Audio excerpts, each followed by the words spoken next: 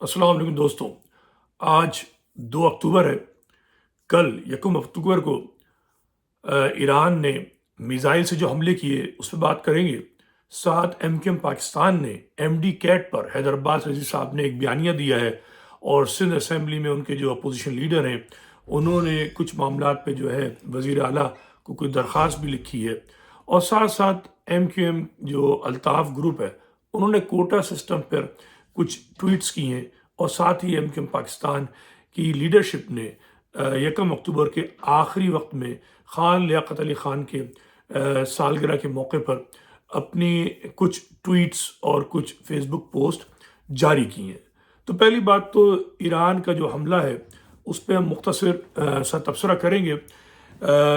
मेरा तो तबसरा यही है कि अक्टूबर के महीने में 2023 में हमास ने जब इज़राइल पे हमला किया था तो आयरन डोम उस वक्त भी नाकाम हुआ था, और बड़ी तादाद में हमास के जो मुजाहिदीन थे वो वहाँ दाखिल हो गए थे इज़राइल में। मगर उसके बाद जो हमने सूरत हाल देखी वो बहुत ख़तरनाक हुई, और हज़ारों में ख्याल 50,000 से ज़्यादा फ़लस्तीनी जो है वो नहायत बेदर्दी के साथ, बर्बरियत के साथ सहयूनी इसराइलियों ने शहीद कर दिए, जो उनके तई उन्होंने अपना बदला लिया। अच्छा, इज़राइल ने ना सिर्फ उन पर जो है क्या कहते हैं जुल्म के पहाड़ तोड़े, बल्कि जो इसके हिजबुल्लाह के लीडर थे और दीगर जो हमले उन्होंने किए, ज़ाहिर है उसके जवाब में ईरान का हमला दिया जाना बनता था। मगर सवाल ये है, जैसे पहले भी कई वीडियो में कह चुका हूँ, कि जब टेक्नोलॉजी के अंदर आप बहुत पीछे हों, तालीम में आप बहुत पीछे हों, तो ये जंग जो लग रहा है कि तवालत इख्तियार करेगी, अगर ये वाकई जंग हो रही है तो उसमें नताइज जो हैं पूरे मशरिक़ वस्ता के लिए कोई अच्छे नज़र नहीं आते। क्योंकि ईरान एक मुल्क है और उसकी ताकत का अंदाज़ा सबको है, मगर इज़राइल जो है वो कोई छोटा सा मुल्क नहीं है। उसके पीछे अमेरिका की और यूरोप की ताकतें खड़ी हैं। अगर इज़राइल अकेला होता तो 1967 में वो जंग हार जाता, मगर 1967 में वो जंग इसलिए नहीं हारा कि उसके पीछे अमेरिका मौजूद था, और आज भी अमेरिका जो है उसके साथ उसी शिद्दत के साथ मौजूद है। और बहुत से लोग तीसरी जंग अजीम की बात कर रहे हैं। अमरीकी साबिक सदर और दोबारा सदारती उम्मीदवार डोनाल्ड ट्रंप ने जो है वो अपनी तकरीर में ये बात की है कि वो इस मसले को एक दिन में हल कर सकते हैं, नेगोशिएशन करके, गुफ्तो शनीद करके। और उन्होंने कंडेम किया है प्रेसिडेंट बाइडेन को कि उनका रवैया जो है वो गलत है। हालांकि डोनाल्ड ट्रंप जो है ख़ुद जनरल सुलेमानी को अपने दौर पर शहीद कर चुके हैं। तो ये अजीब सी बात है, लेकिन एक थोड़ी सी जो समझ में ना आने वाली बात है वो ये है कि ये आयरन डोम नाकाम पहले भी हुआ था अक्टूबर में, और उसके बाद नाकाम नहीं हुआ, अब फिर नाकाम हुआ है। बस खैरियत ही हो कि ये इसमें कोई साजिश का अंसर ना हो, इसमें कोई दर पर्दा कहानी ना हो। और बज़ाहिर तो ऐसा लगता है कि ऐसा नहीं है, चूँकि ईरान का जो हमला है वो मोसाद, जो उनकी समझ लें एक तरीके से CIA या पाकिस्तान की ISI जैसे होती है, वो मोसाद के हेडक्वार्टर पे हमला हुआ है। और जो इजरायली सदर हैं वो गायब है इस वक्त, मंजरनामे से लोग कह रहे हैं बंकर में हैं।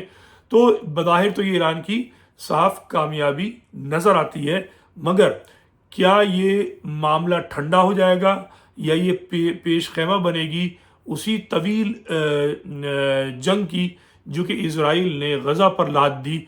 अब क्या उसकी फ़ौजें लबनान में उतरेंगी, ईरान पर हमला होगा, हमें नहीं मालूम। कुछ लोग जो है तस्वीर शेयर करते हैं जो बज़ाहिर ऐसा लगता है कि IDF इजरायली डिफेंस फोर्सेस के किसी कंधे पर है, जिसके अंदर एक नक्शा सा बना हुआ है, और उस नक्शे से को अगर देखिए तो ऐसा लगता है जैसे half of the middle east. उसको बहुत से लोग कह रहे हैं जी ग्रेटर इजराइल की बात है। अच्छा, उस पर मैंने काफ़ी तहकीक की और आप लोग भी कर सकते हैं। जो समझ में आया वो नक्शा जो है वो 16 या 18 जून को किसी अरब ट्विटर ID से चलाया गया, और बहुत सारे बॉट्स की मदद से उसको फैलाया गया।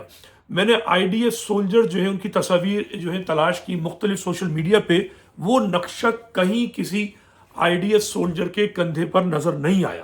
اچھا، مختلف جو وہ امریکی اور یہودی جو سوشل میڈیا کے آؤٹ لیٹ ہیں ان پہ جا کے چیک کیا تو وہ بھی اس پہ اچنبھا ہے کہ یہ نقشہ کہاں سے آیا، چونکہ IDF والے کہتے ہیں یہ نقشہ تو ہمارے یونیفارم میں ہے ہی نہیں، اور جو تصویر چل رہی ہے وہ صرف ذرا سا ٹکڑا ہے، یا تو کسی نے چلائی ہے جان بوجھ کر، اس میں کوئی نہ شولڈر ہے نہ کندھا ہے، بس وہ کٹ اینڈ پیسٹ ہے۔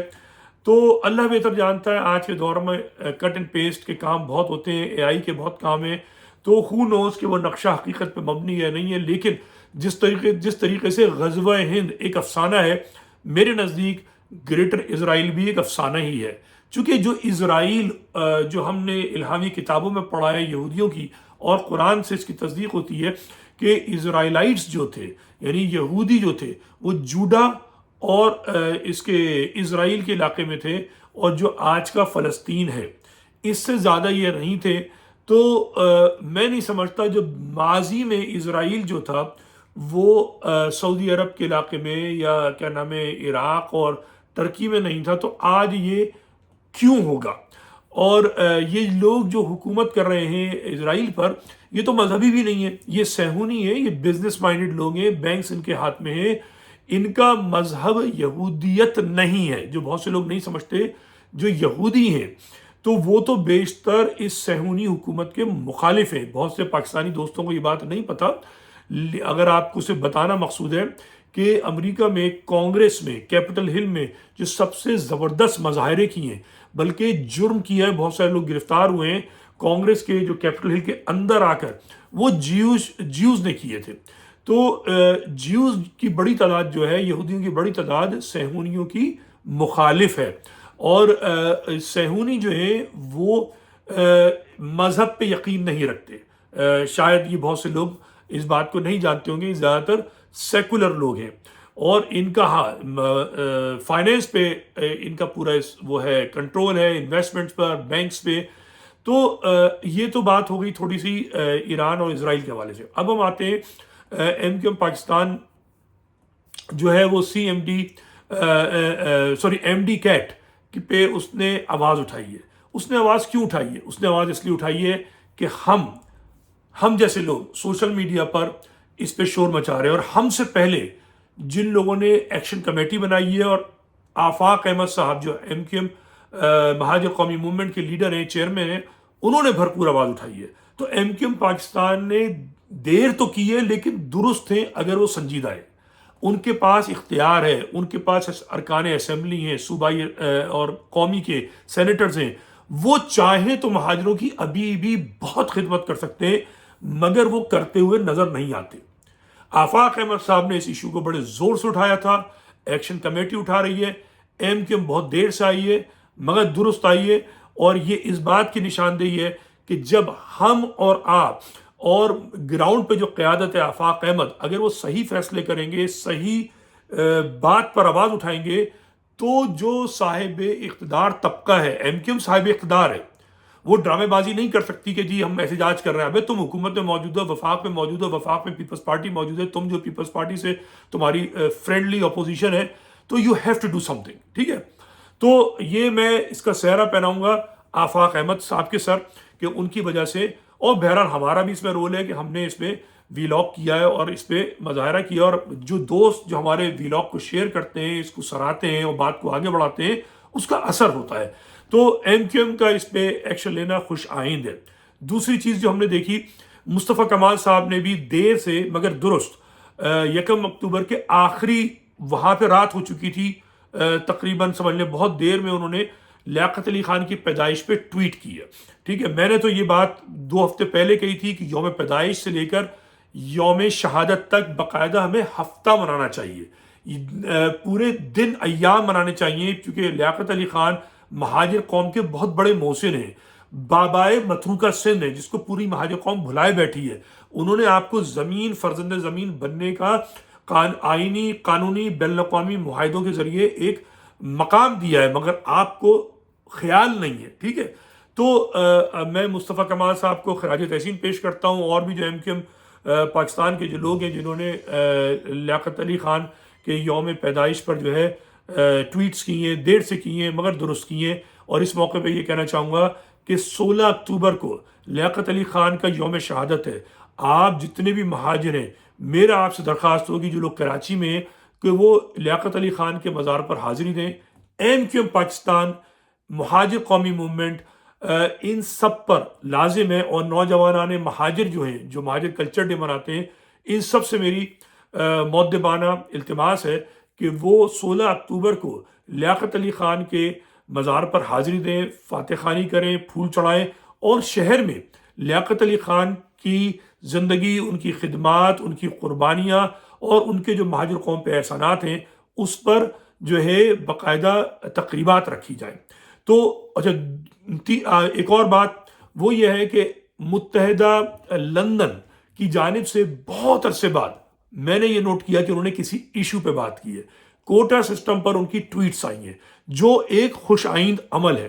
یہ اچھی عمل ہے، اچھی بات ہے، کیونکہ اب تک تو یہ ہو رہا ہے کہ ان کا صرف ایک ہی کام ہوتا ہے، الطاف الطاف الطاف. الطاف کی پیدائش ہو گئی، اس سے سالگرہ ہو گئی، الطاف کو یہ کرو، الطاف کو یہ کرو. ان کی زندگی کا محور صرف الطاف ہے.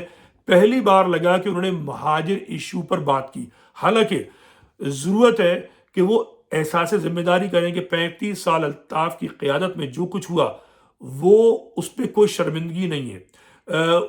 الطاف گروپ کے ایک صحافی ہیں، میرے تو چھوٹے بھائی کی طرح سے ہوتے ہیں، کامران رضوی میرے دوست ہوتے تھے، ان کے چھوٹے بھائی ہیں نعمان رضوی. انہوں نے کہا کہ 3 پوسٹر بوائز جو ہیں انہوں نے کوٹا سسٹم کو 20 سال کے لیے بڑھا دیا. میرے خیال میں ان کی مراد ہوگی خالد مقبول صدیقی، فاروق ستار اور مصطفیٰ کمال.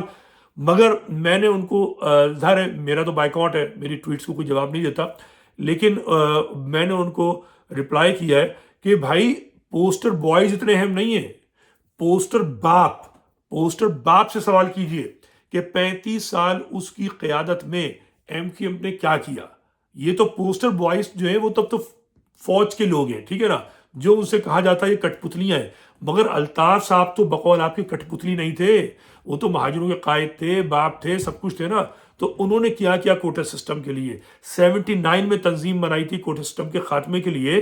تو جب ابھی 2016 تک تو وہی قائد تھے نا، تو ان سے جا کے پوچھئے، پوسٹر باپ سے پوچھئے، پوسٹر باپ سے کہ اس نے مہاجروں کے لیے کیا کیا. 18ویں ترمیم فاروق ستار سے کیسے منظور کروائی. یہ جو مشرف کا بہترین دور تھا اس وقت اس نے کیا کیا. ایک ان کے جو الطاف صاحب کے جو لوگ ہیں بیچارے، ان کو اپنے باپ کا فلسفہ نہیں پتا. وہ جناب سندھی بولنے والوں کی ایسی تیسی کر رہے ہیں، صوبے کی حمایت کر رہے ہیں، ٹھیک ہے نا. صوبہ کے جو کہ فوج کے جرنیل نے ایک شوشہ چھوڑا ہے، اس سے زیادہ اس کی حیثیت نہیں ہے. مگر سوال یہ پیدا ہوتا ہے وہ اپنے باپ سے تو پوچھیں کہ انہوں نے کیوں کہا تھا. 97 سے لے کر 2002 تک ان کے کئی بیانات ہیں کہ جی مہاجر جو ہیں اگر 2 روٹی ہیں تو 1.5 روٹی سندھی بولنے والے کو دے دیں، ٹھیک ہے. مہا سندھو دیش کی انہوں نے بات کی. 18ویں ترمیم میں سندھو دیش کی بات انہوں نے کی، خود مختاری کی بات کی. تو بھائی جب آپ نے خود اپنے بھرپور طاقت کے دور میں آپ نے مہاجروں کو بھلا دیا، تو بھائی اب کیوں آپ بلا وجہ میں آپ وہی بات کیجئے جو آپ کے باپ اور آپ کے قائد کرتے ہیں. ٹوپی پہنیے، اجرک پہنیے اور جو ہے سندھو دیش کی بات کریں. بہرحال ہماری بات جو ہے وہ مختصر ہوئی. انشاءاللہ پھر آئندہ جو بھی اہم موضوعات ہوں گے اس سے بات کریں گے. اپنا خیال رکھیے. لیاقت علی خان کا یوم شہادت منانا ہرگز نہ بھولیے گا. خدا حافظ.